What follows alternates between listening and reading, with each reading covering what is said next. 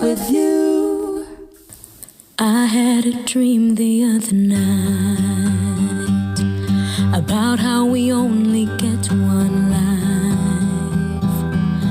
Woke me up right after 2, stayed awake and stared at you so I wouldn't lose my mind.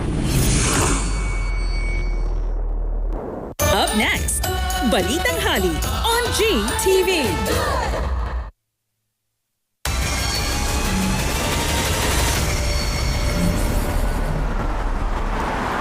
Magandang tanghali po, oras na para sa maiinit na balita.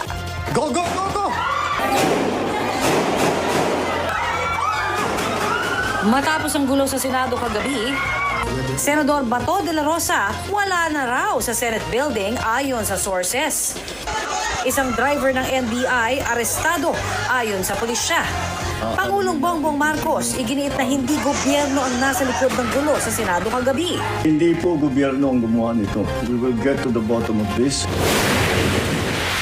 Bago ang mga putok ng baril sa Senado kagabi, articles of impeachment laban kay Vice President Sara Duterte na i-transmit na. Ang bise may patama sa Pangulo.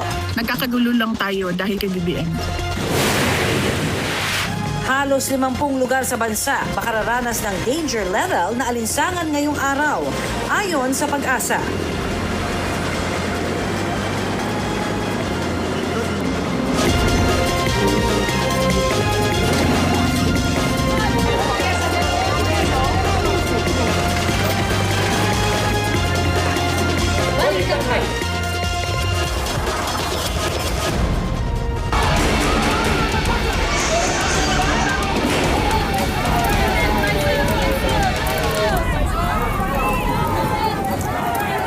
Ilang senador ang naipit sa loob ng Senado matapos i-lockdown ang gusali at magkagulo roon kagabi.